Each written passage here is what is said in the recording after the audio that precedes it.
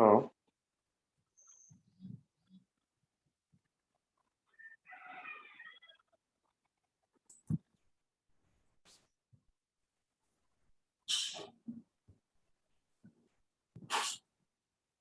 Good morning. Good morning.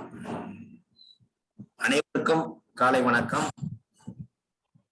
எல்லாம் வல்ல இறைவனின் திருவருளால் ரோட்டரி மாவட்டம் 2981 மாவட்ட ஆளுநர் ரோட்டேரியன் வி செல்வநாதன் அவர்களின் சீரிய தலைமையில் Rotary club of Karaikal Friends City வழங்கும் காலை சக்கரம் மனிதன் இயற்கை வாழ்வியல் முறை என்ற இந்த நிகழ்ச்சியில் இணைந்து கொண்டிருக்கும் இன்று எங்களுடன் இணைந்து பணியாற்றிக் கொண்டிருக்கும் ரோட்டரி கிளப் ஆஃப் காரைக்கால் சங்கத்தின் உதவி ஆளுநர் ரோட்டேரியன் ரவி, சங்கத்தின் தலைவர் ரோட்டேரியன் மதிவாணன், சங்கத்தின் செயலாளர் ரோட்டேரியன் கார்த்திகேயன் உள்ளிட்ட அனைத்து உறுப்பினர்களுக்கும் rotary club of Karaikal friends சிட்டியின் உதவி ஆளுநர் ரோட்டேரியன் ரவி, தலைவர் ரோட்டேரியன் குணபாலன், செயலாளர் ரோட்டேரியன் டி.எஸ். ராஜ்குமார் உள்ளிட்ட அனைத்து உறுப்பினர்களுக்கும் இத்தருணத்திலே வாழ்த்துக்களையும் வரவேற்புகளையும் தெரிவித்துக் கொண்டு, மற்றும் ரோட்டரி சார்பாக இணைந்துள்ள அனைத்து நல் உள்ளங்களுக்கும், ரோட்டரி அல்லாத வெளியிலிருந்து சார்ந்து நம்மிடம் கலந்து கொண்டிருக்கும் அனைத்து நல் உள்ளங்களுக்கும் இத்தருணத்தில் அனைவரையும் வருக வருக என்று வரவேற்று, நமது தொகுதி நிகழ்ச்சி தொகுப்பாளர் ரோட்டேரியன் ரமேஷ் மோகன் அவர்களையும் இத்தருணத்திலே வருகின்ற வரவேற்று அனைவரையும் வரவேற்று இந்த நிகழ்ச்சியின் முதல் நிகழ்வாக ரோட்டரி இறைவணக்கம் வாசிக்க வருகிறார் ரோட்டரி கிளப் ஆஃப் காரைக்கால் சங்கத்தின் தலைவர் ரோட்டேரியன் மதிவாணன் அவர்கள். அனைவருக்கும் இனிய காலை வணக்கம். The world is my country. All mankind are my brethren. To do good is my religion. I believe in one God and no more. Thank you. நன்றி தலைவர் அவர்களே. அடுத்த நிகழ்வாக இறை வேண்டுதல் நிகழ்ச்சியை அளிக்க வருகிறார் ஆசான் கண்ணப்பன் ஐயா அவர்கள்.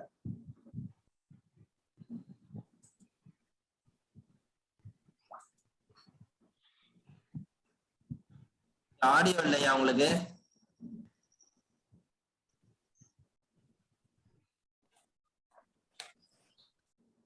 வாழ்க வையகம், வாழ்க வளமுடன்.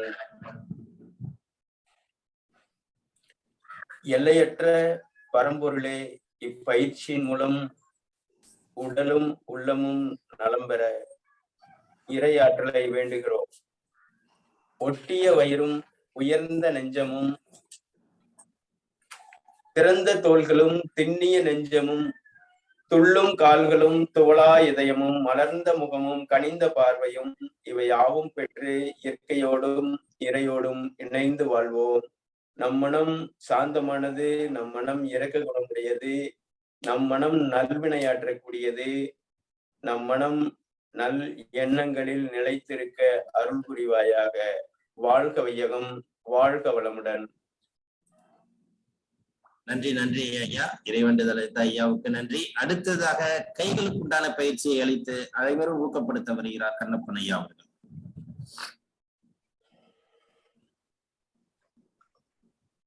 பத்து விரல்களும் அழுத்தப்படுகிறது, உள்ளங்கைகள் அழுத்தப்படுகிறது.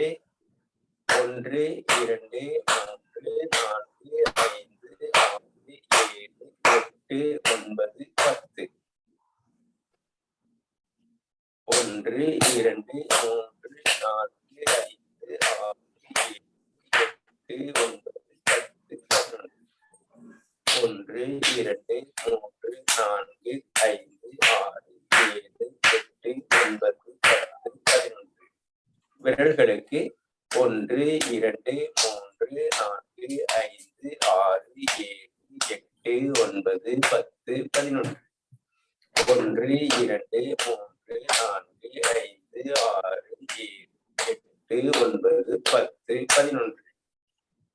1 2 3 4 5 6 7 8 9 10 11 1 2 3 4 5 6 7 8 9 10 11 1 2 3 4 5 6 7 8 9 10 11 1 2 3 4 5 6 7 8 9 10 11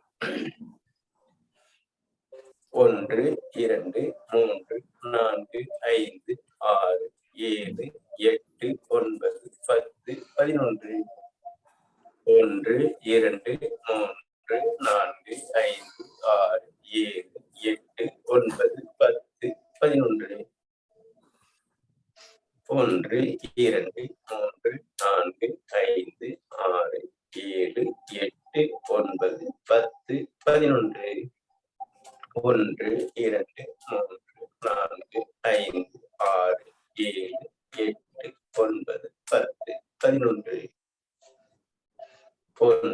11 1 2 3 4 5 6 7 8 9 10 11 1 2 3 4 5 7 8 9 10 11 1 2 3 4 5 6 7 8 9 10 11 1 2 3 4 5 6 7 8 9 10 11 1 2 3 4 5 6 7 8 9 10 11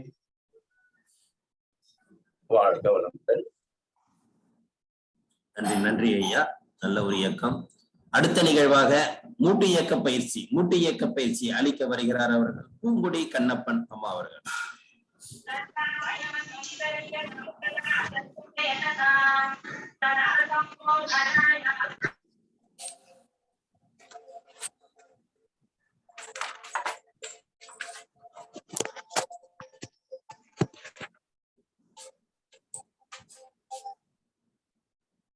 அனைவருக்கும் காலை வணக்கம். மூட்டு இயக்க பயிற்சி பார்க்க போறோம். நேரா நின்றுக்கோங்க. உங்களுடைய கைகளை எடுத்து வச்சுக்கோங்க. முதலில் வலதுகால் 5 முறை சுழற்சி. 1 2 3 4 5. அடுத்த ஆப்போசிட். 1 2 3 4 5. அடுத்த பால்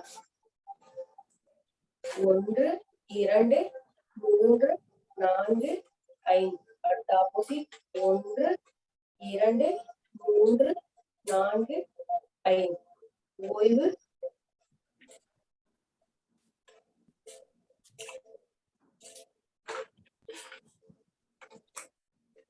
ஒரு ஆழமான மூச்சு காட்டு வைக்கிறதுங்க. அடுத்து இருக்கால் முட்டி பயிற்சி. இரு கைகளும் இருக்கால் முட்டியை பிடிக்கட்டும். வலதுபுறமாக ஒரு 5 முறை, இடதுபுறமாக ஒரு 5 முறை. 1 2 3 4 5. அடுத்த ஆப்போசிட். 1 2 3 4 5. ஓய்வு. ஆழமான மூச்சுக்காட்டு. மெதுவாக வெளியேற்றம் பண்ணுங்க. அடுத்ததாக கால் விரிந்த நிலையில் இடுப்பு பயிற்சி. வலதுபுறமாக 5 முறை, இடதுபுறமாக 5 முறை. 1 2 3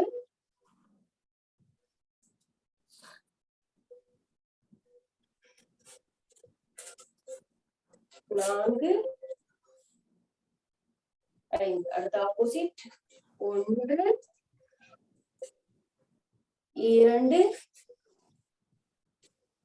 3 4 5. ஓய்வு. சுவாசத்தை கவனிக்கிறோம். ஒரு ஆழமான மூச்சுக்காட்டு. அடுத்து முதுகு தண்ணீருக்கான பயிற்சி. கால் விரிந்த நிலையில் இருக்கட்டும். ஒரு ஆழமான மூச்சுக்காட்டு உள்ளே இருக்கிறோம். உள்ளிழுத்தவாறு வெளிவிட்டவாறு கீழே குடிந்துட்டு மீண்டும் மேல வருவீங்க. மீண்டும் மூச்சு காற்று இழுக்கிறோம். கால் பெண்டாகாம கீழே குனிங்க.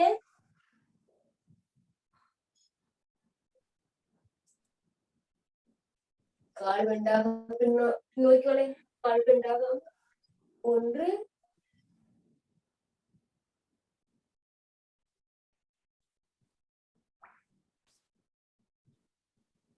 2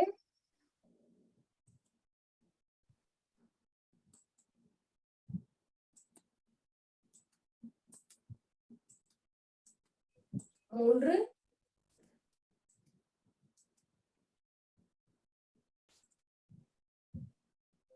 4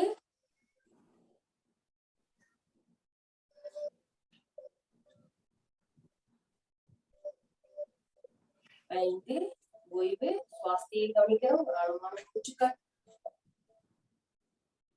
மெதுவாக உள்ளிழுத்து மெதுவாக வெளியேற்ற பண்ணுங்க. அடுத்ததாக பக்கவாட்டி வளையும் பயிற்சி.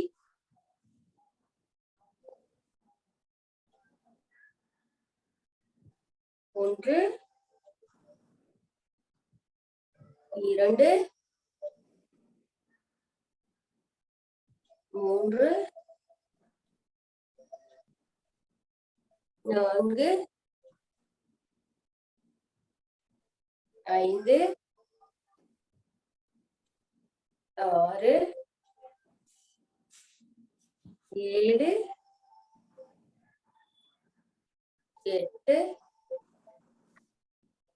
9 10 ஓய்வு. சுவாசத்தை கவனிக்கிறோம். மெதுவாக உள்ளிழுத்து மெதுவாக வெளியேற்ற கால்களை சேர்த்து வச்சுக்கோங்க. அடுத்ததாக தோள்பட்டை பயிற்சி. கைகள் காதோட தான் சேர்த்து வச்சுக்கோங்க. 1 2 3 4 5. அடுத்த ஆப்போசிட். 1 2 3 4 5. ஓய்வு. கைகள் ஓய்வுல இருக்கு. சுவாசத்தையே கவனிக்கிறீங்க. ஆழமான மூச்சு காற்று மெதுவாக உள்ளது மெதுவாக வெளியேற்ற பண்ணுங்க.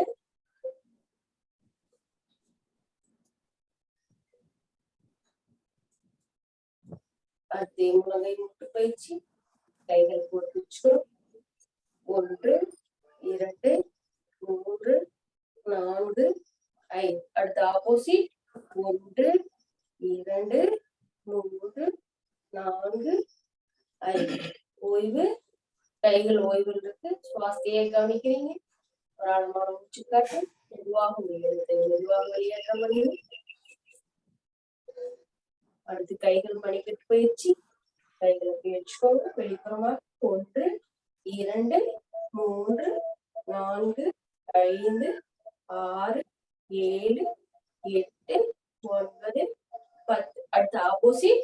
1 2 3 4 5 6 7 8 9 10. ஓய்வு. சுவாசத்தையே கவனிக்கிறோம். ஆழமான மூச்சு காற்று மெதுவாக உள்ளிழுத்து மெதுவாக வெளியேற்ற பண்ணுங்க. அடுத்து கைகளை மூடி திறக்கிறோம். 1 2 3 4 5 6 7 8 9 10. ஓய்வு. சுவாசத்தையே கவனிக்கிறோம்.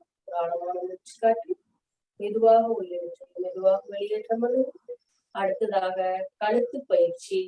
உங்களுடைய கைகள் இடுப்புல இருக்கட்டும். நேரா நின்றுக்கோங்க. வலதுபுறமாக 5 முறை இடதுபுறமாக 5 முறை.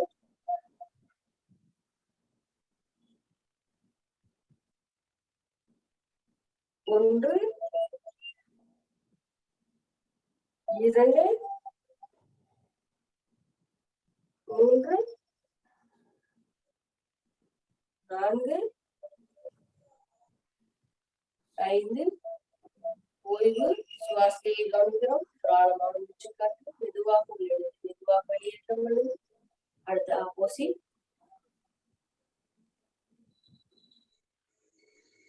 1 2 3 4 5 ஓய்வு சுவாசத்தை கவனிங்க. ஆழமான மூச்சு காற்று மெதுவாக உள்ளது, மெதுவாக வெளியேற்றம் பண்ணுது.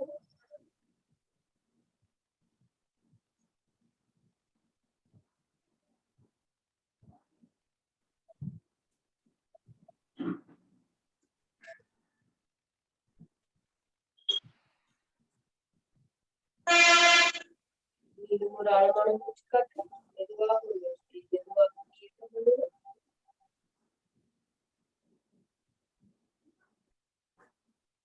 வாழ்க வையகம், வாழ்க வளமுடன். நன்றி நன்றி அம்மா. அடுத்த நிகழ்வாக சூப்பர் பிரெயின் யோகா. அடுத்ததாக சூப்பர் பிரைன் யோகா. தோப்புக்கரணம் இருக்கிறோம்.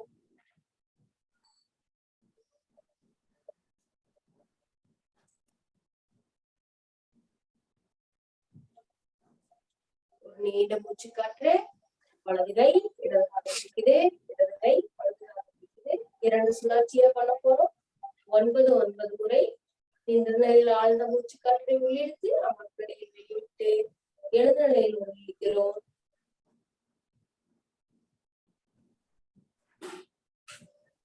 1 2 3 4 5 6 7 8 9. ஒரு சுழற்சி முடிஞ்சிருச்சு. ஓய்வு சுவாசத்தையே கவனிங்க. ஒரு ஆழமான மூச்சு காற்று மெதுவாக உள்ளிழுத்து மெதுவாக வெளியேற்றம் பண்ணுங்க.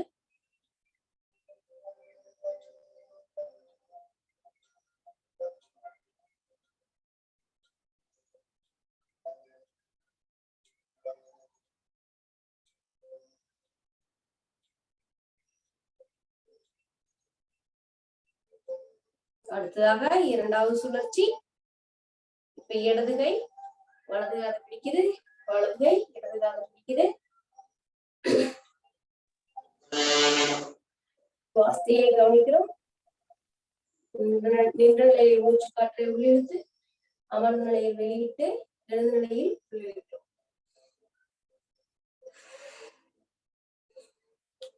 1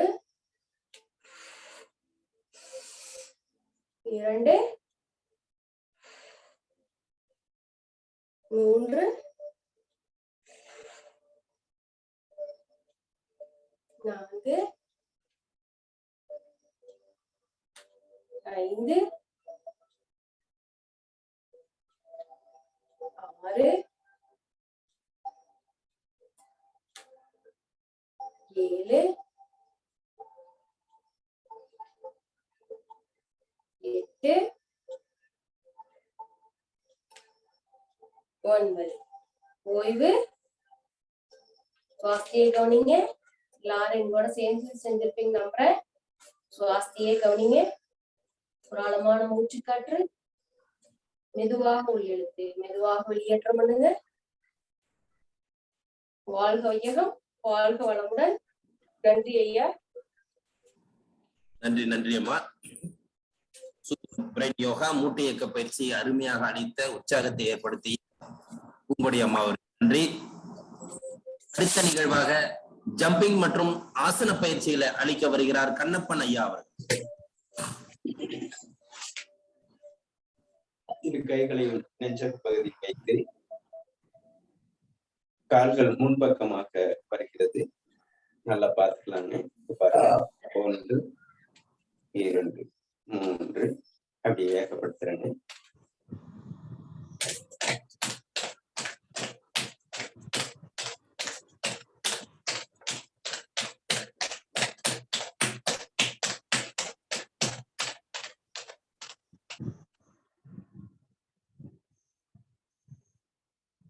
இடுப்பில் கைகள் வைத்து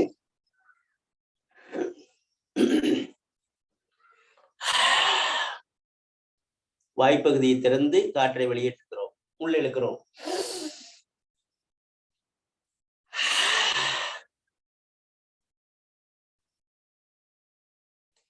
அடுத்து பின்பக்கமாக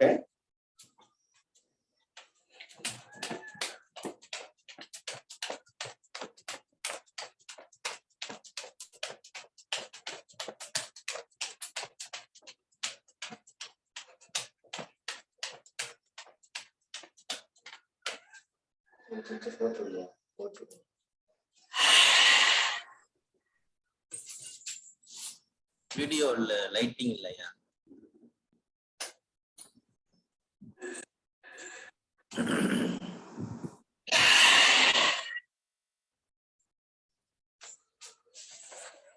அடுத்து பக்கவாட்டில்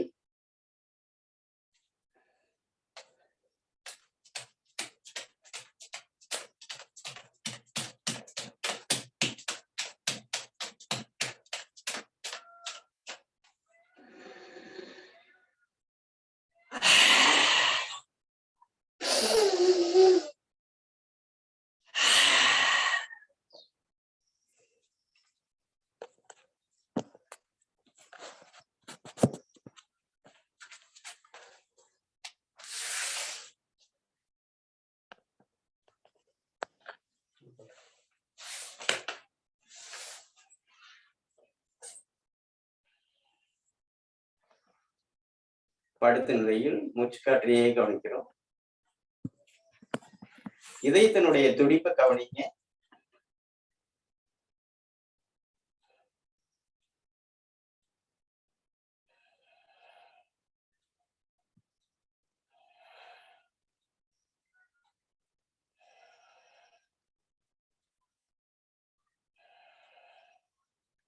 வயிற்று பகுதி மேலும் கீழும் போய் வரட்டும்.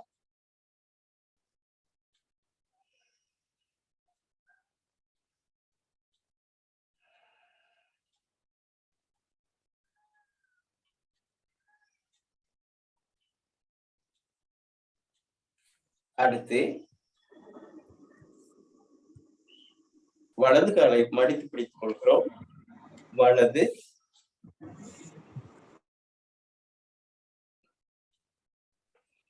நம்முடைய மூக்கு நுனியை கால் முட்டிக்கு கொண்டு வருகிறோம்.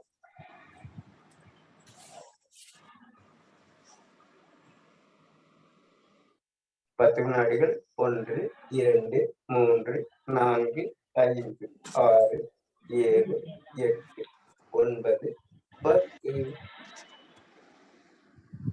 ஓய்வு. ஆழ்ந்த மூச்சு.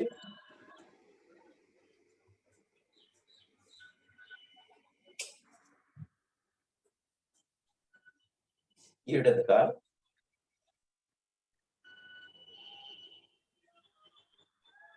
ஒன்று 2 3 4 5 6 7 8 9 10.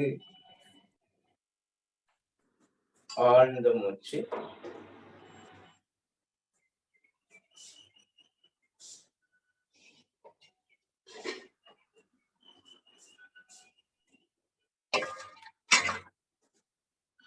இரு கால்களை இணைத்து வைத்து தொடக்கமாக இருப்பவர்களுக்கு சற்று சிரமமாக இருக்கும். அதனால ஓரளவுக்கு இழுத்து பிடிங்க. நல்லா இழுக்க முடியறவங்க நல்ல முழுமையாக இழுத்து பிடிங்க. மிக முக்கியமான பயிற்சி. பெருங்குடலையும் நுரையீரலையும் இயக்கக்கூடிய பயிற்சி. என்ன அது அவதான் அதுல வச்சேன்.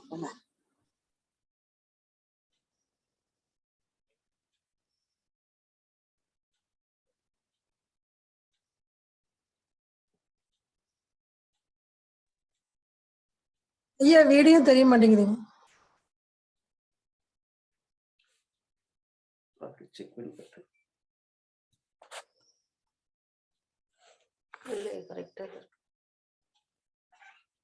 அடுத்து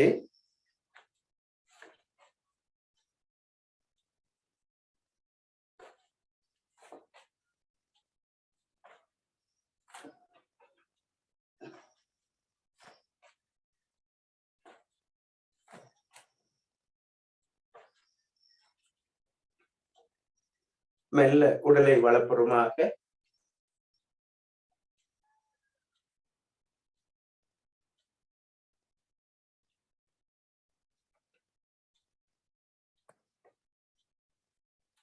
இடப்புறமாக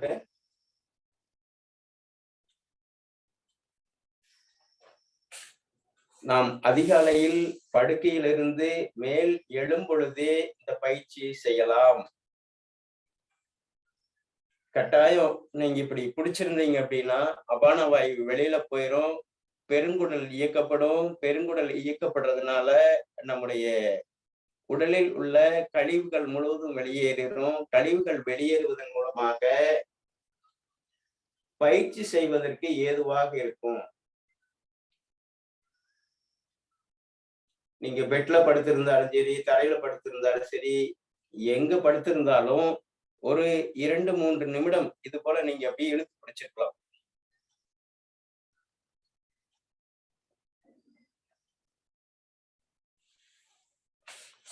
இடப்புறமாக புரண்டு மெல்ல வலது கையில் வலது கால் கணுக்காலை பிடித்து பின்னோக்கி வைத்துக் கொள்கிறோம். இடது கையில் இடது கால் கணுக்காலை பிடித்து பின்னாடி வச்சுக்கிறோம்.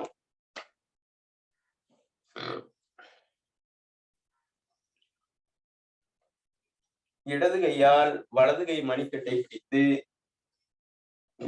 நீண்ட மூச்சு இழுத்து கீழ் நோக்கி கொண்டு வருகிறோம். காற்றை உள்ளிழுக்கிறோம். நன்றாக உள்ளிழுத்து கீழ் நோக்கி கொண்டு வரலாங்க.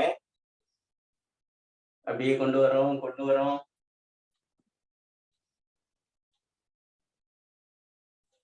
இந்த கைகளை கோர்த்து உள்புறமாக இப்படி கொண்டு வந்தீங்கன்னா கொண்டு வர முடியாது. அதனால இந்த கொடை மாதிரி உள்நோக்கி இருக்கட்டும். நம்முடைய உள்ளங்கைகள் உள்நோக்கி இருக்கிறது.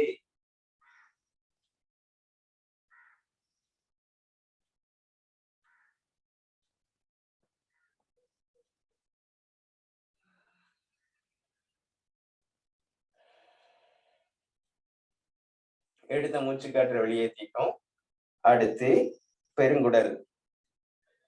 பெருங்குடல் யாருக்கு சுத்தமா இருக்குதோ, யாருடைய வண்டி சைலன்சர் சுத்தமா இருக்குதோ அந்த வண்டிதான் பிக்கப் நல்லா கிடைக்கும், நல்லா ஓடும். அதே போல இந்த பெருங்குடல் நல்லா இருந்ததுனாதான் நம்முடைய நுரையீரலுடைய சுவாச திறன் நல்லா இருக்கும். அதனால நல்ல பெருங்குடல் இருக்கக்கூடிய பகுதியில அடிவயிற்று பகுதியில் வைத்து நீண்ட காற்று எடுத்து அப்படியே கொண்டு வர்றோம்.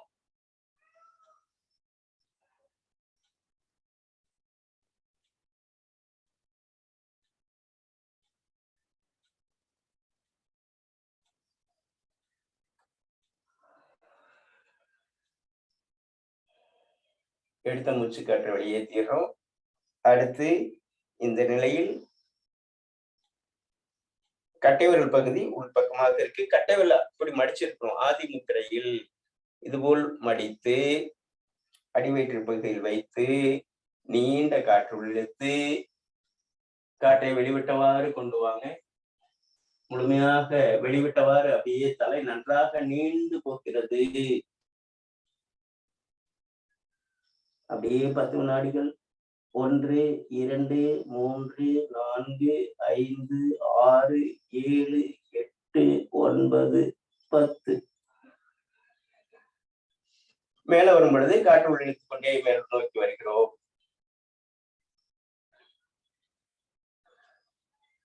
நீண்ட காற்றாக உள்ளிழுத்து காற்றை வெளிவிட்டவாறு அப்படியே கீழ் நோக்கி கைகள் நீண்டு செல்கிறது. மூக்கு நுனி தரைக்கு வருகிறது. முகவாய்க்கட்டை தரைக்கு வருகிறது. 10 வினாடிகள். 1, 2, 3, 4, 5, 6, 7, 8, 9, 10. மூச்சில் எழுத்துக்கிட்டே மேல வரும்.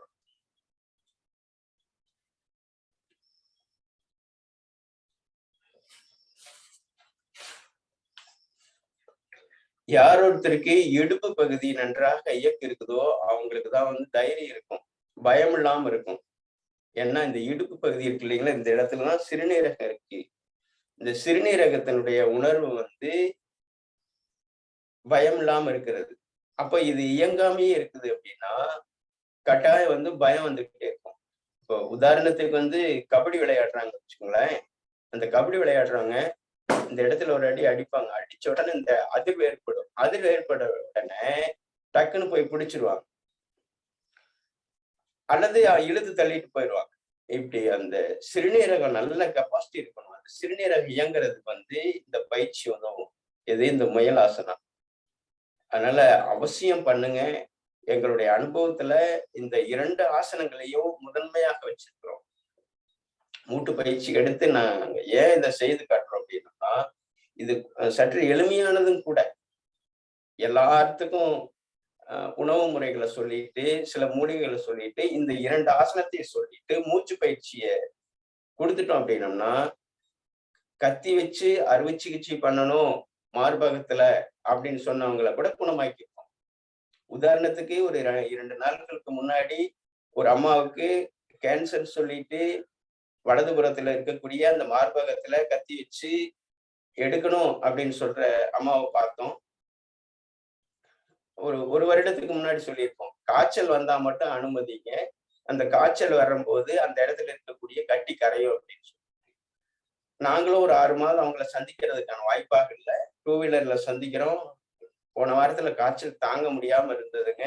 இப்போ அந்த இடத்துல வந்து அழுத்தி பார்த்தா அந்த கட்டியே கிடையாது. அப்போ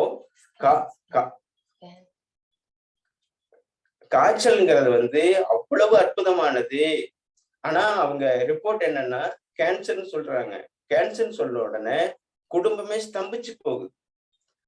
ஹோமியோபதியில கூட என்ன ஆகுன்னா, பேர் வைக்காதீங்க, இயற்கை மருத்துவத்திலையும் பேர் வைக்காதீங்க, அந்த இடத்துல செல்கள் வந்து செயல்படல, நோயும் ஒன்றே வலியும் ஒன்றேன்னு சொல்லுவாங்க.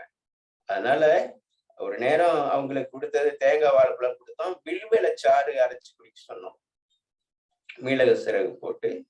கூட வந்து இந்த பயிற்சி தான். அப்போ ரொம்ப சுலபமாக எளிமையாக இவ்வளவு விஷயங்கள் வந்து கொட்டி கிடக்குது அப்படிங்கிறத நம்மளுடைய பார்வையாக இருக்குது. அதனால விடாம செய்யுங்க, வெற்றி உறுதி. வாழ்க வளமுடன். நன்றி ஐயா, நன்றி. நல்ல ஒரு விளக்கத்தையும் நல்ல ஒரு ஆசனத்தையும் அளித்த ஐயாவுக்கு மனப்பூர்வமான வாழ்த்துக்கள். அடுத்து கிரியா பயிற்சி சுவாசத்தை கவனித்தல் அளிக்க வருகிறார் கண்ணப்பன் ஐயா.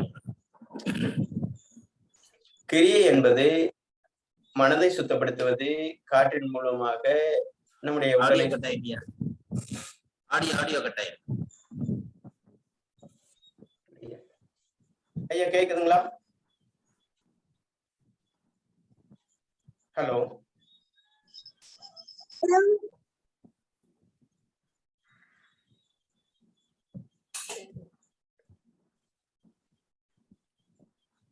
வலப்புறமாக 5 முறை காற்றை வெளியேற்றுகிறோம். 1, 2, 3, 4, 5.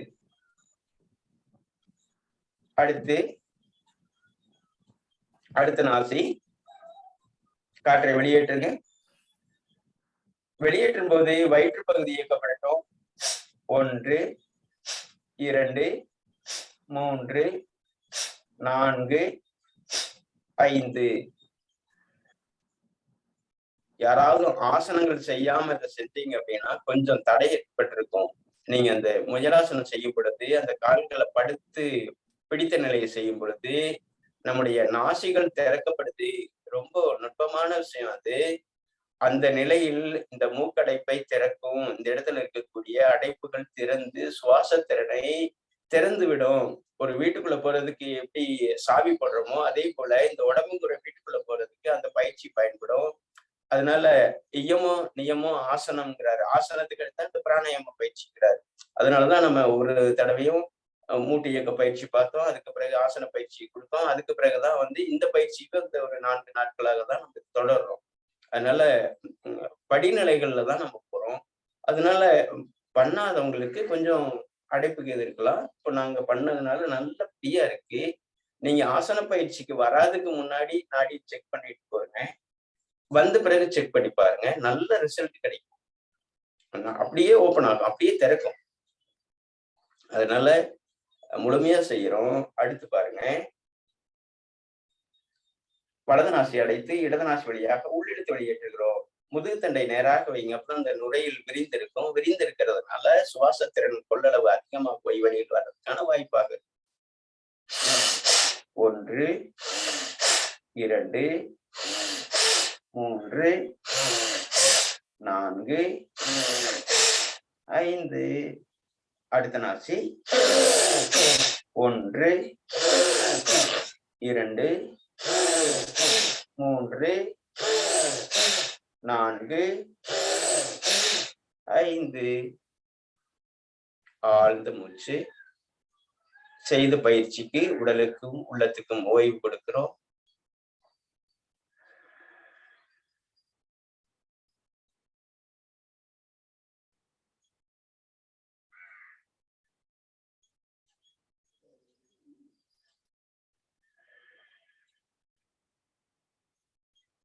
அடுத்து 2 நாசினி வழியாக வெளியேற்றுகிறோம்.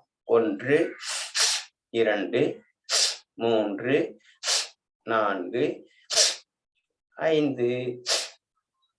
ஒரு ஆழ்ந்த மூச்சு.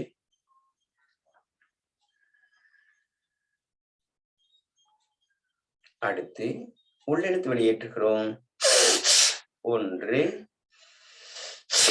2 3 4 5. ஒரு ஆழ்ந்த மூச்சு.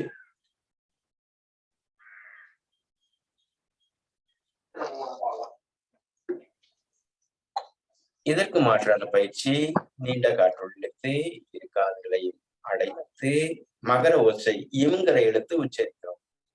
நல்ல காது அடைப்பு இருந்தா திறக்கிறதுக்காக வேண்டி இந்த பயிற்சி.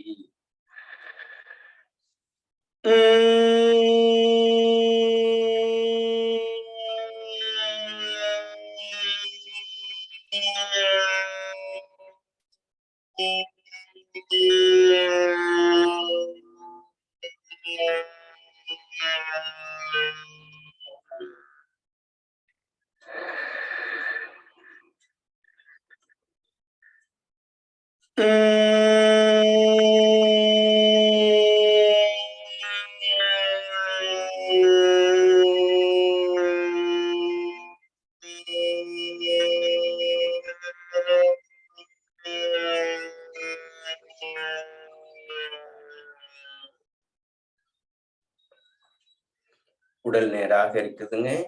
முதுகுத்தண்டு நேராக இருக்குது. முதுகுத்தண்டுக்கும் மூளைக்கும் நெருங்கிய தொடர்பு உண்டு.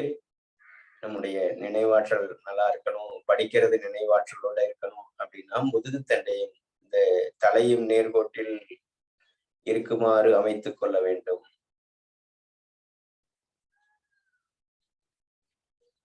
கைகள் மேலே போகும் பொழுது காற்றை உள்ளிழுக்கிறோம். 5 முறை செய்கிறோம். காற்று உள்ளே செல்கிறது. நன்றாக இப்படி விரிக்கும் பொழுது இந்த பகுதி முழுவதும் விரிவடைகிறது. விரிவடைகிறதுனால சுவாசத்திறன் அதிகமாகிறது. அதனாலதான் இறைவனை கும்பிடும் பொழுது தலைக்கு மேல் வைத்து வணங்குவார்கள். அப்படியே மூச்சு காற்றை விட்டவாறு அப்படியே கீழ் நோக்கி கொண்டு வரோம். அப்படியே மூச்சு இழுத்துக்கிட்டே கைகள் மேல் நோக்கி வருகிறது.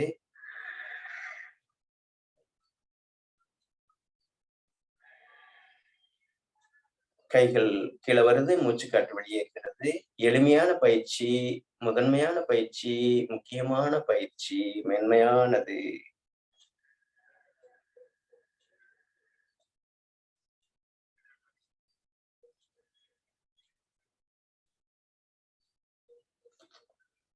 நல்ல காற்று உள்ள போகுது, தூய காற்று. நல்ல இந்த இளம் காலை வேளையில் அற்புதமான காற்று உள்ளே செல்கிறது,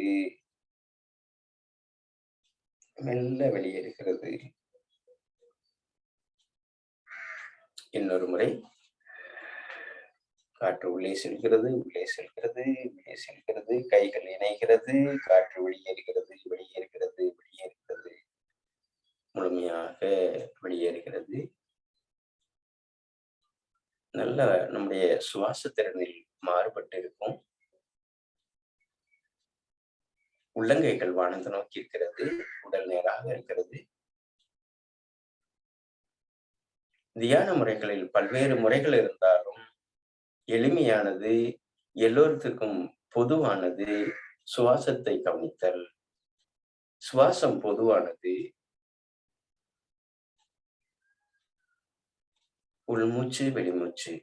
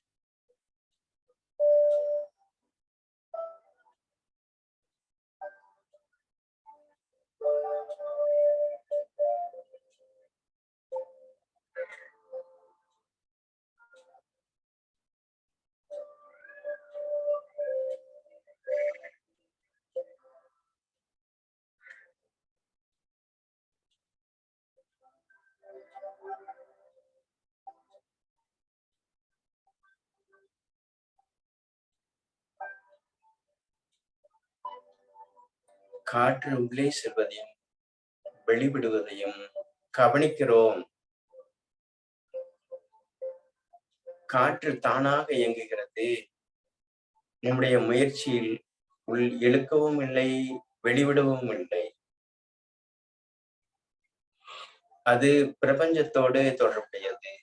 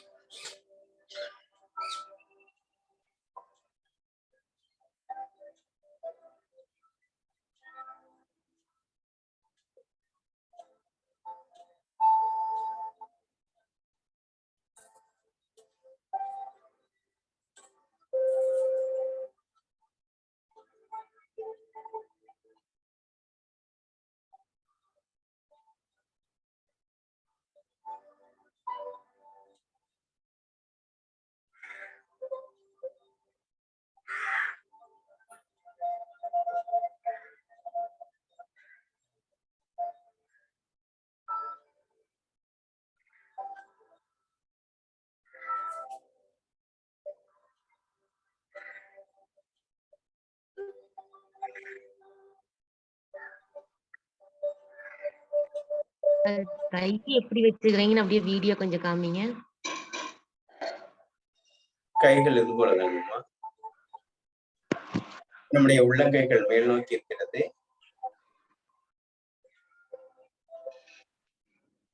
கண்கள் மூடி இருக்கிறது. எளிமையான முறை இது. காற்று கல்லையும் கரைக்கும். காற்றே உயிர், காற்றே மனம்.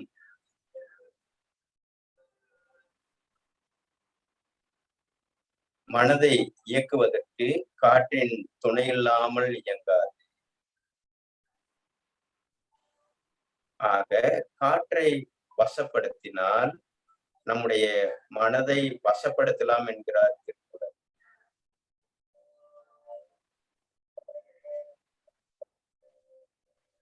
சரம் பார்ப்பான் பரம்பொருளை பார்ப்பான் என்பார்கள். ஆக சரத்தை, மூச்சோட்டத்தை கவனிக்கிறோம்.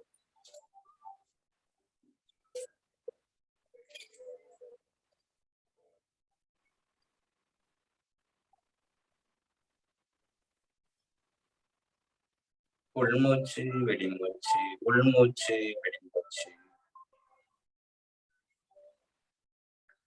வாழ்க வையகம், வாழ்க வளமுடன்.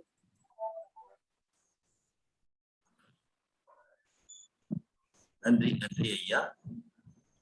அடுத்த நிகழ்வாக ஹீலர் பாஸ்கர் ஐயாவின் தினம் ஒரு சிந்தனை ஆடியோ மூலம் கேட்க இருக்கிறோம். ஹீலர் பாஸ்கர் ஐயாவின் தினம் ஒரு சிந்தனை.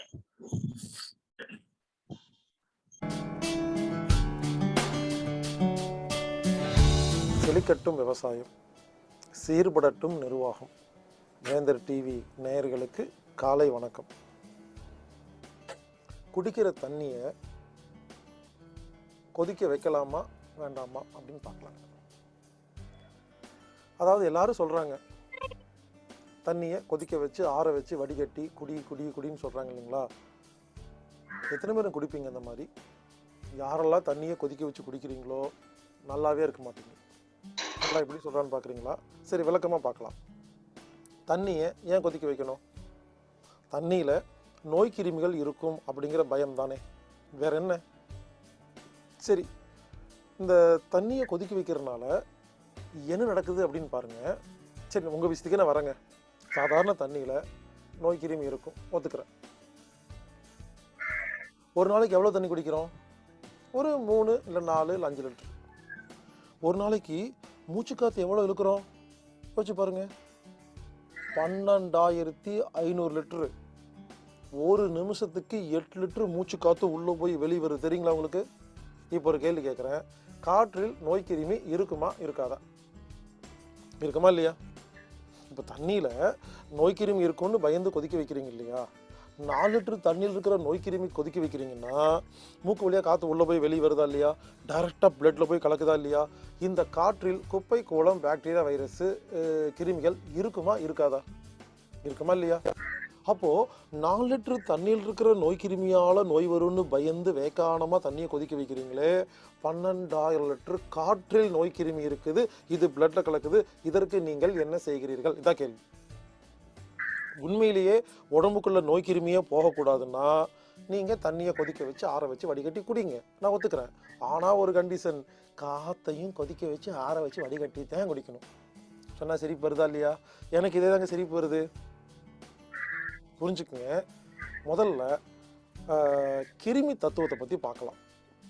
இந்த கிருமின்னு சொல்கிறாங்க இல்லைங்களா? அந்த தத்துவமே தப்புங்க. இப்போ எல்லாரும் பேசிகிட்டு இருக்கிறது கிருமிகள் அப்படின்னாவே எல்லாரும் அது கெட்டது பண்ணுறது அப்படின்னு ரெக்கார்ட் பண்ணி விட்டுட்டாங்க. கிடையாது. கிருமி நல்லது. கிருமின்னா தமிழ்லங்க, இங்கிலீஷில் என்ன? பாக்டீரியா, வைரஸ் தானே. பாக்டீரியா, வைரஸ்னாவே பூதகரமான ஒரு அனிமேஷன் படத்தை பார்த்து நம்மளாம் என்ன பண்ணிட்டோம், அதை பார்த்து பயந்துட்டு இருக்கிறோம். எங்க கிருமி நல்லதுங்க. நிரூபிக்கிட்டா? இப்போ பால் இருக்கு, பாலை புற ஊத்துறீங்க, அது தயிராக மாறுது இல்லையா? டெக்னிக்கலாக கேள்வி கேட்கிட்டா, பாக்டீரியா, வைரஸ் நிறைய வந்தாதான் தயிர், அதாவது கிருமிகள் வந்தாதான் தயிர். இனிமேல் யாரும் தயிர் சாப்பிடாதீங்க, கிருமிகள். இந்த இட்லிக்கு தோசைக்கு மாவு ஆட்டுறோம் இல்லையா? மாவு ஆட்டணும்னு இட்லி ஊற்றினா வருதா? தோசை ஊற்றினா வருதா? வெயிட் பண்ணணும். எதுக்கு? ஏன் வெயிட் பண்ணுறீங்க?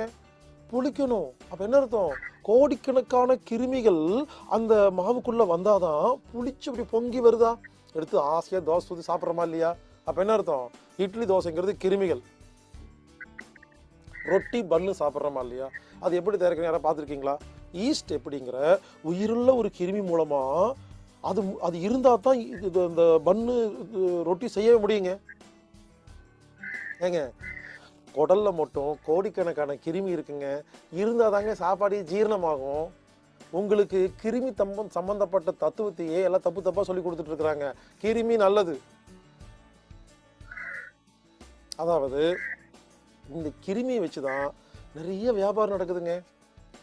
தரையில் கிருமி இருக்குது அப்படிம்பாங்க, 4 பொருளை வச்சு கழுவு சொல்லுவாங்க. விரலில் கிருமி இருக்கும்பாங்க, கையை போய் கழுவும்பாங்க. பாத்ரூமில் கிருமி இருக்கும்பாங்க. இப்படி கிருமின்னு சொல்லி நம்மளை பயமுறுத்தி வச்சுருக்குறாங்க. கிருமியெல்லாம் ஒன்றும் இல்லை. இப்போது சாதாரண தண்ணி இருக்கு இல்லைங்களா? சாதாரண தண்ணியில் 1 கோடி கிருமி இருக்குன்னு வச்சுக்கோங்களேன். 1 கோடி கிருமியில் 1 கிருமி தான் நோய் கிருமி, மற்றது எல்லாமே உடலுக்கு நன்மை பயக்கும் கிருமிகள், மைக்ரோ ஆர்கானிசம். இதெல்லாம் உடம்புக்குள்ளே போனதாங்க உசுரோடு இருக்க முடியும், அதாங்க ஆரோக்கியம். ஆனால் நீங்கள் என்ன பண்ணுறீங்க? 1 கிருமிக்கு பயந்து 1 கோடி கிருமியை கொலை பண்ணுறீங்க. இது எப்படி தெரியுமா இருக்குது? எலிக்கு பயந்து வீட்டை கொளுத்துற மாதிரி இருக்கு. கிருமிகள் நல்லது, அவ்வளோதாங்க சொல்லுவேன். கிருமி நல்லதுங்க, யாரும் தப்பு தப்பாக சொல்லி கொடுத்துருக்காங்க. அதனால இனிமேல் தண்ணியை கொதிக்க வைக்காதீர்கள். தண்ணியை கொதிக்க வச்சிங்கன்னா தண்ணியில் இருக்கிற நல்ல கிருமி சாகும், கெட்ட கிருமி சாகும். நல்ல கிருமி நிறைய இருக்குது, கெட்ட கிருமி கம்மியாக தான் இருக்குது. சரி, அப்போ அந்த கெட்ட கிருமி உடம்புக்குள்ளே போய் நோய் வந்துடாதா அப்படிம்பீங்க. ஏங்க, காற்றுல ஒரு நாளைக்கு 12,000 லிட்டரு காற்று உள்ளே போகுதா இல்லையா? அதில் கிருமியே இருக்கா இல்லையா? அந்த உடம்பு என்ன பண்ணுது? உடம்பில் இம்யூன் பவர் இருக்கு, நோய் எதிர்ப்பு சக்தி. அது என்ன பண்ணும் தெரியுமா? நமது உடம்புக்குள்ளே போகிற கிருமி எல்லாம் கொலை பண்ணிகிட்டே இருக்குதுங்க. அதாங்க இன்னும் உயிரோடு இருக்கிறோம். 12,000 லிட்டர் காற்றுல இருக்கிற நோய் கிருமியை கொலை பண்ணுற இம்யூன் பவருக்கு 4 லிட்டர் தண்ணியில் எல்லாம் ஜுஜிபி அது சாதாரணமாக கொலை பண்ணிடும். நீங்கள் ஒன்றும் பயப்பட வேண்டாம், தைரியமாக சாப்பிட்லாம். தண்ணியை கொதிக்க வைக்கும் பொழுது அதில் உள்ள பிராணன் ஆவியாகிறது. பிராணன் என்ன? கண்ணுக்கே தெரியாது, சூட்சமாக இருக்கிற சத்து, அது போச்சு. உசுருங்க, தண்ணியோட உசுறு போயிருங்க. தண்ணியை கொதிக்க வச்சிங்கன்னா பிராணன் போயிடும், ஆக்சிஜன் போயிடும், ஈத்தேன் போயிடும், மீத்தேன் போயிடும், ஆர்கானிக் போயிடும், எல்லா நுண்ணுக்கிருமியும் செத்துரும். கடைசி என்ன தெரியுமா இருக்கும்? டிபிக்கல் H2O, அவ்வளோதான், வேறு ஒன்றுமே இருக்காது. சரி, உங்கள் வழிக்கே வரேங்க. உங்களுக்கு புரியலையா? உங்கள் வீட்டில் மீன் தொட்டி இருக்குல்ல, தண்ணியை கொதிக்க வச்சு ஆற வச்சு வடிகட்டி உங்கள் வீட்டு மீன் தொட்டியில் ஊற்றி மீனை போடுங்க. எல்லா மீன் ஒரே நாளில் செத்து போயிடும். ஏன் செத்து போகுது? ஒரு மீன் கூட வாழ் இருக்கு, அதில் ஒன்றுமே இல்லை. இதை நாம் ஏன் குடிக்கணும்? யாரோ உங்களை ஏமாற்றிட்டு இருக்கிறாங்க. அதாவது தண்ணியை கொதிக்க வச்சு குடித்தாதான் நல்லது அப்படிங்கிறத நான் ஒத்துக்க மாட்டேங்க. சாதாரண தண்ணி, கொதிக்காத தண்ணி குடிங்க, கண்டிப்பாக ஆரோக்கியமாக இருப்பீங்க. தண்ணியை வேணால் லேசாக சூடு பண்ணிக்கலாம். அதாவது வெந்நீர் நல்லது, கொதிக்க தேவையில்லைன்னு சொல்கிறேங்க, கெட்டதுன்னு சொல்ல வரல. அதாவது இந்த France, German, England, Italy, Poland, Norway போன்ற நாடுகளில் குளுன்னு இருக்குங்க. டெம்பரேச்சர் எவ்வளோ தெரியுமா இருக்கும்? 5 டிகிரி, -10 டிகிரி இருக்கும். குளுன்னு இருக்கும். எல்லாம் சாக்ஸ் போட்டிருப்பாங்க, சொட்டர் போட்டிருப்பாங்க, தொப்பி போட்டிருப்பாங்க, கோட்டு போட்டிருப்பாங்க. அங்கே காற்றுல அவ்வளோ தண்ணி இருக்கும். அவ்வளோ தண்ணி உள்ளே போன உடம்புக்கு இந்த தண்ணியில் இருக்க சத்தும் உள்ளே போச்சுன்னா தாங்காதுன்னு அவங்க வேணால் கொதிக்க வச்சு குடிக்கலாங்க. மற்ற நாடுகளில் தேவையே இல்லைங்க. அதாவது என்ன நடக்குதுன்னா, ஒரு நாட்டில் உள்ள கலாச்சாரம் இன்னொரு நாட்டுக்கு வரும் பொழுது அந்த நாட்டுக்கு அது தேவையில்லாமல் போகுது. இப்போ உதாரணத்துக்கு, இப்போ நம்ம கோயிலுக்குள்ளே போகும்போது செருப்பு கழட்டி விட்டு போவோமா? அண்டார்டிகாவில் கோயிலை கட்டி வச்சு செருப்பு இல்லாமல் போங்க, ஃப்ரீஜாகி நின்றுவீங்க, உங்களை சிலைன்னு சொல்லி கும்பிட்டு போயிடுவாங்க. அப்போ அங்கே போய் ரூல்ஸ் மாறுதா இல்லையா? அந்த மாதிரி தண்ணியை கொதிக்க வச்சு குடிக்கிறது கூல் கண்ட்ரிக்கு மட்டுமே செல்லுபடி ஆகுமே தவிர மற்ற நாடுகளுக்கு தேவையில்லை. அப்படி செய்யும் பொழுது உடம்புக்கு அது நல்லதில்லை. எனவே தண்ணீரை கொதிக்க வைக்காதீர்கள், ஆனால் லேசாக சூடு செய்து கொள்ளலாம். இப்போது ஊட்டி, குன்னூர், கொடைக்கானல் போன்ற ஊர்கள் இருக்கிறவங்களுக்கு தண்ணி கொஞ்சம் சூடாக சாப்பிட்டா நல்லா இருக்குமா? அப்போ என்ன பண்ணணும்? தண்ணி அடுப்பில் வைக்கணும், லேசாக சூடு பண்ணணும். குடிக்கிற சூடு வந்தால் எடுத்து குடிச்சிடணும். இங்கே பாருங்க, வெந்நீர் வேற, கொதிக்க வைக்கிற நீர் வேற. வெந்நீர் நல்லது, கொதிக்க வச்சா நல்லதில்லை. அதனால் இனிமேல் தண்ணியை கொதிக்க வைக்காதீர்கள், லேசாக சூடு செய்து சாப்பிடுங்கள் அல்லது பச்சை தண்ணீர் சாப்பிடுங்கள். கண்டிப்பாக உடல் ஆரோக்கியமாக இருக்கும். எனவே தண்ணீரை ஒழுங்காக சாப்பிடுவோம், ஆரோக்கியமாக வாழ்வோம். நன்றி நன்றி ஐயா. ஈழர் பாஸ்கர் ஐயாவுக்கு நல்ல ஒரு சிந்தனை அளித்த ஐயாவுக்கு அனைவரின் சார்பாக வாழ்த்துக்களையும் நன்றியும் தெரிவித்துக் கொள்வோம். அடுத்த நிகழ்வாக நேற்று நாம் நம்மிடம் உரையாடிய மு.ஆ. அப்பன் ஐயா அவர்கள் இன்றும் சில கருத்துக்களை நம்முடன் உரையாட வருகிறார்கள். அவர்களின் கருத்துக்களை கேட்பதற்கு நாம் பாக்கியம் செய்திருக்க வேண்டும். ஏனென்றால் அவரை தேடிதான் பல பேர் சென்று நம்மிடம் அறிவுரைகளை வாங்கி வருகிறார்கள். இன்று அவர் நம்முன்னே நேற்றும் இன்றும் நமக்கு சில விளக்கங்களை கொடுக்கிறதுக்கு தயாராக இருக்கிறார்கள். அந்த நல்ல உள்ளத்தினை இப்பொழுது நம்மிடம் உரையாற்ற மு.ஆ. அப்பன் ஐயா அவர்களை அழைக்கின்றோம். ஐயா அவர்கள் நேற்று உரையாற்றியதை மீண்டும் அதை செழுமைப்படுத்துவதற்காக வருகிறார். ஐயாவை எல்லோருடைய சார்பாகவும் வணங்கி வரவேற்கிறோம்.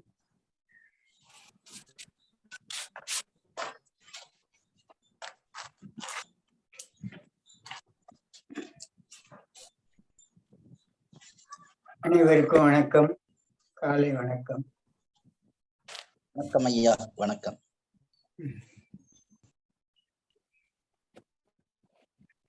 இந்த வகுப்பு இயற்கை வாழ்வியல் வகுப்பு. நான் ஒன்றே கூறியுள்ளேன், இது ஏற்க வாழ்வியல் தான், இது ஏற்க மருத்துவமே கிடையாது என்று. இந்த ஏற்க வாழ்வியலில் முக்கிய அங்கம் வகிப்பது உணவுதான். அதனால்தான் சாத்திய உணவு, ரஜ்ய உணவு, தாமச உணவுன்னு பௌத்தியில் கூறப்பட்டுள்ளது. ஆங்கிலத்தில் you are what you eat, நீ எதை சாப்பிடுகிறாயோ அதுவா ஆகிறாய் என்று ஆங்கிலத்திலும் உணவுக்கு முக்கியத்துவம் கொடுத்துள்ளது. மனித வாழ்வியல், இயற்கை வாழ்வியல். நான் நேற்றே சொன்னேன், எந்த விலங்கும், எந்த பறவையும், எந்த உயிரினமும் மனிதனை தவிர சமைத்து உண்பதிலே, அவைகள் பல் விளக்குவதிலே, தினசரி குளிப்பதிலே அவசியமில்லை என்று கூறினேன். அழுக்கு உணவு சாப்பிட்டதால் தான் நாம் மட்டும் பல் விளக்க வேண்டியிருக்கு, தினசரி குளிக்க வேண்டி இருக்கின்றது. அதிலும் சோப்பு போட்டு குளிக்கின்றோம், சென்று போடுகின்றோம், பவுடர் போடுகின்றோம். சமையல் உணவு துர்நாற்றத்தை போக்குவதற்காக செயற்கையான நறுமணத்தை உடலில், நமது வாழ்வியலில் செய்து கொண்டிருக்கின்றோம். அதற்கும் காசை, நமது பொருளை விரயம் செய்கின்றோம் என்றெல்லாம் எனக்கு சிந்திக்க தோன்றுகின்றது.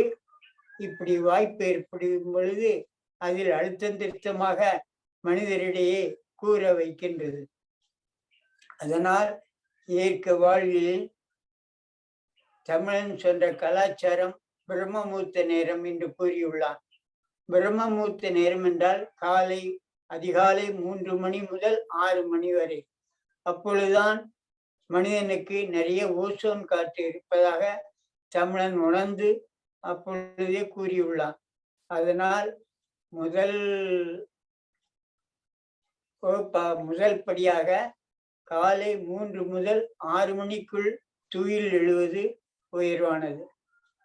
துயில் எழுந்தவுடன் நாம் இது பழக்க வழக்கத்தினால் வாயை கொப்பிளித்து விட்டு முதலில் பச்சை தண்ணீர் எழுந்தலாம். பின்னால் போக போக பச்சை தண்ணீர் அருந்த வேண்டிய அவசியம் எழுந்திருத்த உடனே.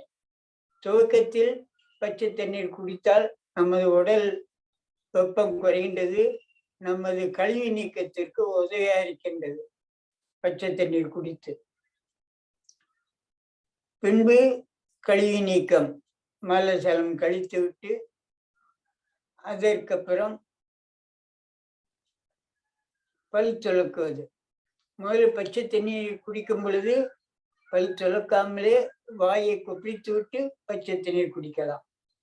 பல் துலக்குவது இன்று மனிதரிடையே பேஸ்ட்னு பர்பஸ் செய்து கொண்டே அந்த நாகரிகம், தேவையில்லாத செயற்கை நாகரிகம் மனிதரிடையே நாளுக்கு நாள் அதிகரித்து கொண்டு வருகின்றது. தமிழன் சொன்னான், ஆளும் வேலும் பல்லுக்குருதி. சமையல் உணவிலே நாம் வாழ்வதால் பல் தேய்க்க வேண்டிய அவசியமே ஏற்பட்டது என்று கூறினேன் பொழுது.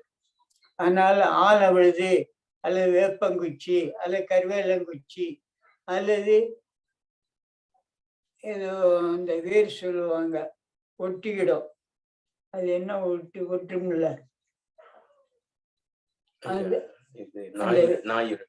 நாயுருவி வேர், அதை வச்சுதான் ஆதி காலத்து தமிழன் பல் விளக்கி இருக்கிறான். இப்ப தமிழர்கள் முண்டாணி வேறு பற்பசை தான். அவர்கள் பிள்ளைகளும் அந்த மாதிரிதான் பழகி வருகின்றோம். காரணம், இயற்கை வாழ்வியலின் முக்கியத்துவம் இன்றியமையாது அறியாமதன் காரணமாக போலி நாகரிக வாழ்வில் நாம் மூழ்கி வருகின்றோம். அதனால இதை பல்லு விளக்கி விட்டு அதுக்கப்புறம் படுக்கை காஃபின்லாம் குடிக்கிறாங்க. காஃபி நிச்சயம் தேவையில்லை, அதெல்லாம் அயல் நாட்டு பானம். நம்ம நாட்டு பானம் வேண்டுமென்றால் எலுமிச்சம்பழம், அதான் முருகனுக்கு எலுமிச்சம்பழம் மாலை. எலுமிச்சம்பழம் விலை மலிவானது, உடல் சுற்றி தணிக்கும், நல்ல ரத்த சுத்தி உடல் சுத்தி பண்ணக்கூடியது எலுமிச்சம்பழம். எப்பேற்பட்ட இரும்பிலும் துருவை எடுக்க வேண்டுமானால் எலுமிச்சம்பழத்தை தேய்த்து துருவை எடுப்பதை நான் பார்த்திருக்கின்றேன் இளம் வயதில். அதனால எலுமிச்சம்பழம் பானம் பச்சை தண்ணீர் கலந்து, இனிப்பு தேவையெனில் தேன் அல்லது நாட்டு வெல்லம் கலந்து அருந்தலாம் காஃபிக்கு பதில். உடலும் நல்லா இருக்கும், பொருளாதாரமும் மிஞ்சும். அதற்கப்புறம் வேண்டுமானால் உடலுக்கு உழைப்பு. உடல் உழைப்புனா நம்ம வீட்டுல தோட்ட வேலை, மரம், தென்னை, பழமர கன்றுகளை உண்டு பண்ணி அதை பராமரிக்கிறது. அதற்கு இயற்கையான உரங்கள். இயற்கையான உரங்கள்னா இலைதழைகள் தான் முதல் உரம். ரெண்டாவது தான் கால்நடை, மனிதனின் உயிரினங்களின் கழிவுகள் அதுக்கு உரமாக்குவது. இந்த மாதிரி ஆக பழமொழி சொல்லி உருவாக்குவது தக்க உடற்பயிற்சி. அதற்கப்புறம் தான் என்னை பொறுத்தளெல்லாம் தோப்பு கர்ணம் போடுவது, யோகா செய்வது, நடப்பயிற்சி செய்வது, அல்லது இப்பொழுது விளையாடுவது தான் அதிகமா இருக்கின்றது. காலையிலே அந்த டென்னிஸ் விளையாடுவது, பேஸ்கெட் பால் விளையாடு, இப்போ அதுவும் ஒரு நாகரிகம் போயிட்டே இருக்குது. அந்த மாதிரியும் போயிட்டு இருக்குது நகரங்கள்ல. அதனால உடல் உழைப்பு நமக்கு தேவையான பழமரக்கன்றுகளை உற்பத்தி செய்வதில், உழைப்பதில் சிறந்த உடல் உழைப்பு. உடலுக்கு நல்லது, நமக்கு உணவும் கொடுக்கின்றது. இரண்டாவது தோப்பு கர்ணம் என்று நான் கருதுகின்றேன். நான் கருதுவது போல் கருதினால் நீங்கள் எடுத்துக்கொள்ளலாம், இல்லை அவர்கள் மனப்போக்கில் செல்லலாம். எனக்கு வாய்ப்பு கொடுத்ததினால் நான் எனக்கு தெரிந்ததை கூற கடமைப்பட்டுள்ளேன். தோப்பு கர்ணம். மூணாவது நடப்பயிற்சி. அதுக்கப்புறம்தான் யோகா பயிற்சி. என்னை பற்றி அப்படிதான் சொல்ல தோன்றுகின்றது. ஏனென்றால் அனைவர் யோகா விளையிறதுக்கு இதுக்கெல்லாம் கஷ்டம்னா சமையல் உணவு தான் கஷ்டம். இயற்கை உணவு சாப்பிட்டா உடம்பு விளையக்கூடிய தன்மை ஃப்ளெக்சிபிளா இருக்குது.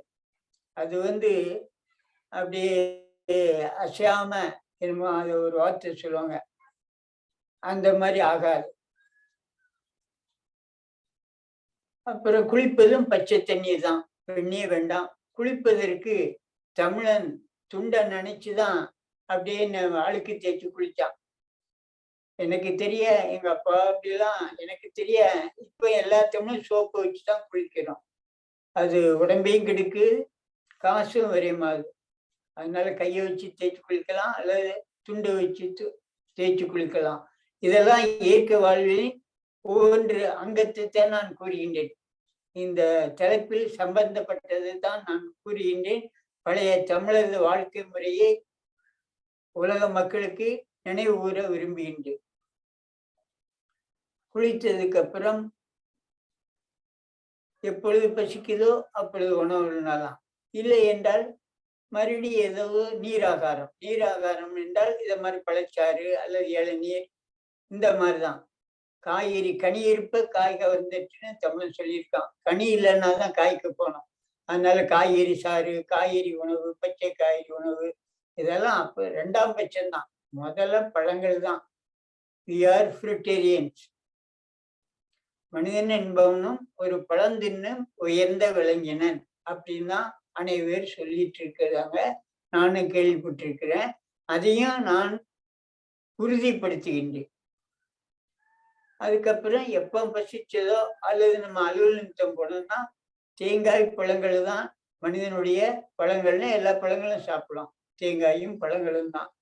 தெங்கம்பழம் தான் தமிழன் சொல்லியிருக்கான், தேங்காய்ன்னு சொல்லலை, தெங்கம்பழம் அப்படின்னு தான் சொல்லியிருக்கிறான். அதுதான் முதன்மையான பழம். அப்புறம் வாழைப்பழம், மாம்பழம், பலாப்பழம், இதர பழங்கள்.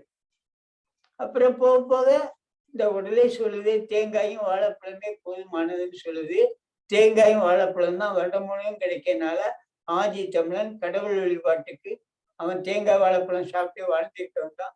அதை கடவுளுக்கு நிவேதியம் மட்டும் அந்த விளக்கை இன்று இருக்கிறது. அப்புறம் இடையில தேவைன்னா பழங்கள் அல்லது பச்சை தண்ணீர் அல்லது பழச்சாறு அருந்தலாம். தேவையில்லை, தேவைன்னா தான் சாப்பிடணும், குடிக்கணும். இந்த உடலுக்கு தேவையில்லைன்னா சாப்பிடவும் உண்ணவும் வேண்டாம், அருந்தவும் வேண்டாம். இன்று அதே ஒரு பழக்கம் மாறுது. தேவையில்லைனாலும் ஏதாவது சாப்பிடுவோம், ஏதாவது குடிப்போம் அப்படின்னு காசையும் வரையும் முன்னிட்டு உடம்புக்கும் தேவையில்லாத உணவையும் பானத்தையும் உள்ளே செலுத்தி வருகின்றோம். அதன்படி பணிக்கு செல்பவர்கள் இந்த காலத்தில் ஏதோ அலுவல், அரசு அலுவலோ தனியார் அலுவலோ வாணிகமோ இந்த காலத்தில் அது இயற்கை வழியில் அடங்காவிட்டாலும் அது கண்டிப்பாக வேணும். பொருள் இல்லைன்னா ஒன்றும் செய்ய முடியாது. அதனால அப்படி பார்த்தா எல்லாத்துக்கும் நிலம் இருக்கணும், எல்லாத்துக்கும் வாய்ப்பு இருக்கணும், எல்லாரும் கனிவு மர தொழில் உருவாக்கணும். அப்போ பொருள் வேண்டியது அவசியம் இல்லை. இப்பொழுது நாம் எல்லாத்தையும் நம்ம பழக்க வழக்கத்தையும் இயற்கையிலிருந்து சேர்த்து கொண்டே வந்துள்ளோம்.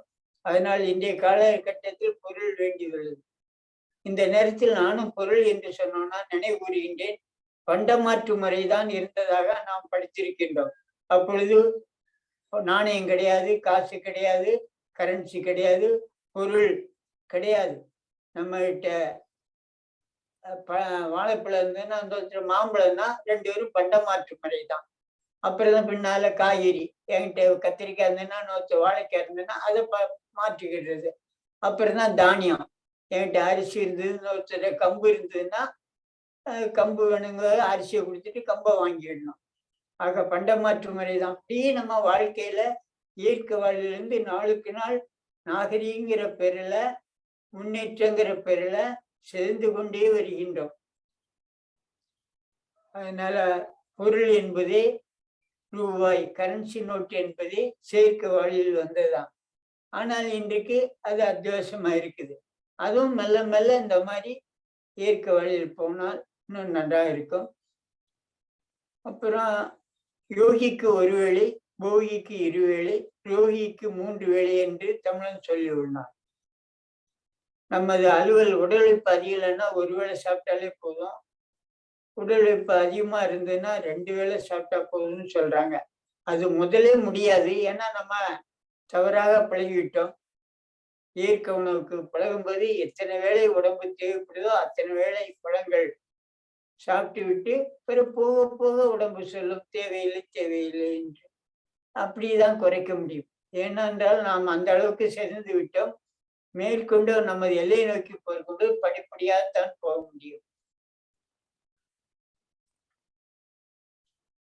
அதற்கு பின்பு 6 முதல் 7 மணிக்குள் இரவு உணவை முடிக்க வேண்டும். இது ஒரு இயற்கை வாழ்வுதான். எந்த விலங்கினமே 6 மணிக்கு அப்புறம் செக்கர்வானம் வந்ததுக்கு அப்புறம் உணவை தேடுவதில்லை, உண்பதில்லை. தனது இருப்பிடத்திற்கு நடந்தோ பறந்தோ வருகின்றன. ஆக மனிதனை தவிர அனைத்து உயிரினங்களும் இன்றும் இயற்கை வாழ்வில் 100க்கு 100 வாழ்கின்றன, உண்டுகின்றன, குடிக்கின்றன. மனிதன்தான் 100க்கு 90 செறிந்து விட்டோம். விவரம் தெரியாமல் பழக்க வழக்கத்தினால் பெற்றோம். அப்புறம் 6லேருந்து 7 மணிக்குள்ள இரவு உணவு முடித்து விட்டு அதுக்கப்புறம் 8 மணிக்கு உறக்கம் வந்தால் 8 மணிக்கு உறங்கலாம். 9 மணிக்கு 8 முதல் 9 மணிக்குள் துயில் கொள்ளலாம் என்று எனக்கு சொல்ல தோன்றுகின்றது. துயில் உறக்கம் வரவில்லை என்றால் அதுக்காக அலட்டிக்கிட வேண்டாம். பேசாம மல்லாந்து படுத்துக்கொண்டு சாந்தி ஆசனத்தில் படுத்துக்கொண்டு புருவ மத்தியில் சிந்தனை வைத்து கொண்டாலே நாளடைவில் உறக்கம் வந்துவிடும். அதனால உறக்கம் வரவில்லை என்று அனைவரும் இன்னைக்கு புலம்புகின்றார்கள். தூக்கம் வரவில்லை, அதுக்கு தூக்க மாத்திரை சாப்பிட்ற வழக்கம் வந்து விட்டது. இதெல்லாம் அதான் செயற்கையில நம்ம போய் நம்ம உடம்பையும் கெடுத்து நமது சந்ததியினரும் தவறான வழியில் செலுத்தி வருகின்றோம். இதனால் இயற்கை வாழ்வில் என்றால் அதுல முக்கியம் உணவு தான். அதற்கப்புறம்தான் கண் விழிப்பது, உறங்குவது, பல் விளக்குவது, குளிப்பது, குடிப்பது, உண்பது, உடையை பற்றி சொல்லிவிட்டேன். தமிழன் ஒரு வேட்டியும் ஒரு துண்டும் தான் தமிழன் உடையா இருந்தது. உடைன்னு வந்ததுக்கு அப்புறம், அதுக்கு முந்தி ஆதி தமிழர் உடையே கிடையாது. உடல் முழுக்கம் விலங்கு மாதிரி ரோமம் இருந்தது. அவனுடைய மர்ம உறுப்புகள் அந்த ரோமங்கள் முடி மறைத்திருந்தது. அப்புறம்தான் உடை வந்ததுன்னு எளிய பருத்தி ஆடை, கீழே ஒரு வேட்டி, மேல ஒரு துண்டு. காந்தியே மதுரை வந்ததுக்கு அப்புறம் மதுரையில பார்த்தாங்களாம், இங்க உள்ள தமிழர்கள்லாம் ஒரு வேட்டி துண்டு தான் போட்டுட்டு இருந்தாங்களாம். அதுல இருந்து அவருடைய மேலாடையை கட்டி எரிந்து விட்டு அவரும் கீழே ஒரு வேட்டி, மேல ஒரு துணி போட்டு வாழ்ந்ததாக அவருடைய வாழ்க்கை வரலாறு நான் இள வயதில் படித்துள்ளேன். அந்த மாதிரி தமிழனுடைய ஒரு வேட்டி துண்டு, எது அலுவலகத்துக்கு போனா ஒரு சட்டை போதும், உள்ளாடை தேவையில்லை என்பது எனது கருத்து. நானும் உள்ளாடை இல்லாமல் தான் வாழ்ந்து வருகின்றேன். மேலே பனியனோ கீழே அண்டர்வேரோ எதுவுமே இல்லாமல் அந்த இதில் கீழே ஒரு வேட்டி மேலே துண்டு, ஏதோ பிரயாணத்தின் போகும்போது ஒரு சட்டை மட்டும் அணிந்து கொள்கின்றேன். ஏனென்றால் அப்பொழுது மனிதருக்கு தேவைப்படுது. துண்டு போட்ட ஒரு மாதிரி பார்க்குறாங்க. நம்ம காந்தி மாதிரி பெருசாயிட்டுன்னா யாரும் தவறா நினைக்க மாட்டாங்க. இல்லைன்னா துண்டு போட்டு ஒரு மாதிரி நினைக்கிறாங்க, அலுவலகத்துக்கு போறதுக்கோ எங்கேயும் போறதுக்கோ. அதனால ஒரு சட்டை தேவைப்படுகின்றது. ஆக இதுதான் இயக்க வாழ்வியல். எனக்கு தெரிந்தே கூறிவிட்டேன். அப்பொழுது காலமும் நெருங்கி கொண்டிருக்கின்றது. ஏதேனும் சந்தேகம் இருந்தால், ஐயங்கள் இருந்தால் கேட்கலாம். நான் பதில் சொல்ல கடமைப்பட்டுள்ளேன்.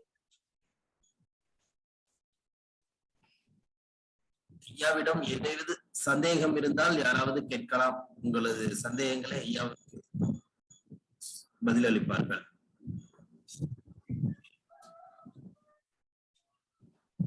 சரி, மணியும் 6:40 ஆகின்றது.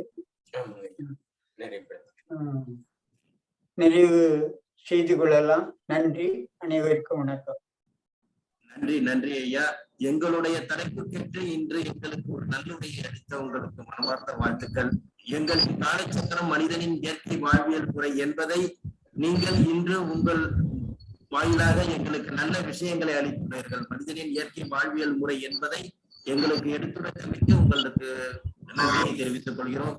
மற்றும் இந்த 2 நாட்களும் எங்களுக்காக வந்து எங்களது அழைப்பை ஏற்று எங்களது திட்டத்தில் இணைந்து எங்களுக்காக சில கருத்துக்களை அருமையாகவும் விளக்கமாகவும் செம்மையாகவும் எங்களுக்கு தெளிவுபடுத்திய உங்களுக்கு இந்த காலைச்சக்கரம் குழுவின் சார்பாக மனமார்ந்த வாழ்த்துக்களையும் நன்றிகளையும் தெரிவித்துக் கொண்டு, இனிவரும் காலங்களில் தங்களுக்கு சந்தர்ப்பங்கள் இருந்தால் இதுவே இந்த ஒரு திட்டத்தில் இணைந்து எங்களுக்கு சிறப்புரையாற்ற மீண்டும் ஒரு உங்களை அழைக்கிறோம் என்பதை தருணத்தை தெரிவித்துக் கொள்கிறோம். மற்றும் இந்த நிகழ்ச்சியில் நமக்கு சிறப்பாக அழைத்துக் கொண்டிருந்த கண்ணப்பன் ஐயா அவர்களுக்கும் ஏற்பாடு செய்து கொண்டு நடத்திக் கொண்டிருக்கும் ரோட்டரி கிளப் ஆஃப் காரைக்கால் ஃப்ரெண்ட்ஷிப்புக்கும் இந்த திட்டத்தில் நம்ம இணைந்து கொண்டிருக்கும் ரோட்டரி கிளப் ஆஃப் காரைக்கால் சங்கத்திற்கும் மற்றும் நமக்காக ஈழர் பாஸ்கர் ஐயா அவர்கள் யூடியூபில் நல்ல ஒரு கருத்தையும் இந்த திட்டத்தை பற்றி, அதாவது எப்படி என்றால் நம்மளை பற்றி நல்ல ஒரு அபிப்பிராயத்தை மக்களிடையே அவர் கொண்டு சென்றுள்ளார். இந்த திட்டம் கண்டிப்பாக இந்த மனிதனுக்கு கண்டிப்பாக தேவை.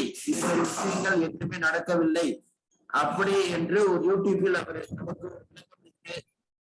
அந்த வாயிலாக இன்று நிறைய நபர்கள் இந்த இணையவழி வாயிலாக இணைந்துள்ளார்கள். ஆகவே ஈழர் பாஸ்கர் ஐயா அவர்களுக்கும் இத்தருணத்திலே நன்றிகளையும் வாழ்த்துக்களையும் தெரிவித்துக் கொண்டு அவர் மூலயமாக இணைந்துள்ள அனைத்து நல்வுள்ளங்களுக்கும் நெஞ்சார்ந்த நன்றியை தெரிவித்துக் கொள்கிறோம். மற்றும் இந்த திட்டம் என்பது ஒரு வருட காலம் பயணிக்க வேண்டிய திட்டம், ஒரு நாள் பயணிக்க வேண்டிய திட்டம் அல்ல, ஒரு வருட காலம் பயணிக்க வேண்டிய திட்டம். உங்களுக்கு நல்ல கருத்துக்களையும் நல்ல சிந்தனைகளையும் வாழ்க்கை முறைகளையும் அளிக்க நாங்கள் காத்துக் கொண்டிருக்கிறோம். எனவே அனைவரும் தினம் தினம் இணையுங்கள், உங்களையும் உங்களை சார்ந்தவரையும் இணையுங்கள். கண்டிப்பாக வாழ்க்கை முறையை மாற்றுவோம், வாழ்ந்து காட்டுவோம் என்று நிகழ்ச்சியை இத்துடன் முடித்துக் கொண்டு நிறைவு செய்கிறோம். மீண்டும் நாளை சந்திப்போம். நன்றி. வாழ்க வளமுடன், வாழ்க வளமுடன், வாழ்க நலமுடன். வாழ்க வையகம், வாழ்க வையகம், வாழ்க வையகம். நன்றி ஐயா. வாழ்க வையகம். நன்றி ஐயா. வாழ்க வையகம். நன்றி ஐயா. நன்றி ஐயா. நன்றிங்க ஐயா. வாழ்க வளமுடன். வாழ்க வளமுடன். வாழ்க வளமுடன். ஐயா வாழ்க வளமுடன். நன்றிங்க ஐயா. வாழ்க வளமுடன். நன்றிங்க ஐயா. வாழ்க வளமுடன். நன்றிங்க ஐயா. நன்றி ஐயா. நன்றி. வாழ்க வளமுடன். வாழ்க வளமுடன். ஐயா நன்றிங்க ஐயா. வாழ்க வளமுடன். வாழ்க வளமுடன். ஐயா நன்றிங்க ஐயா. வாழ்க வளமுடன். வாழ்க ஐயா நன்றிங்க ஐயா. வாழ்க வளமுடன். வாழ்க வளமுடன். மிக்க நன்றி ஐயா. வாழ்க வளமுடன். வாழ்க வளமுடன். நன்றிங்க ஐயா, வாழ்க வளமுடன்.